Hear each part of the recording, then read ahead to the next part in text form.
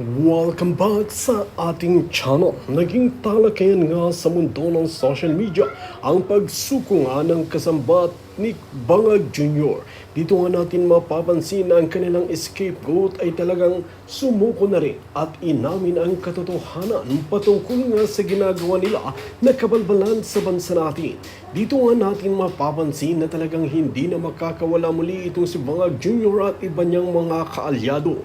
Ngayon nga ay hawak na ng otoridad ang isang witness at scapegoat na ito na pilit nilang pinapatahimik at talagang hindi na nila makayanan rin na talagang akuhin ang lahat ng mga kasalanan. Hindi niya naman nagawa. Ayon nga sa scapegoat na ito ay talagang hindi niya kaya na pati ang kanyang pamilya ay magdusa dahil lamang sa kagagawan at kababalaghan na ginagawa ng kampo ni Vangag Jr. Kaya naman ngayon ay magkakaalaman na at hindi nga titigil ang otoridad at hanggang hindi pa nadadakip lahat ng mga gumagawa ng krimen sa bansa natin.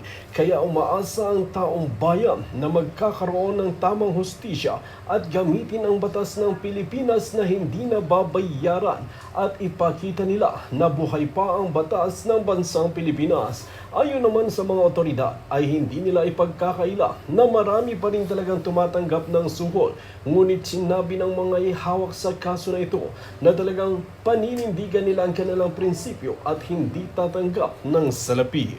Well mga kaibigan, kung kayo ang tatanungin ano ang inyong mga opinion, just comment below sa ating comment section at ating tatalakayin. At kung bago ka pa lamang sa aking channel, huwag kalimutan i-click ang subscribe button at notification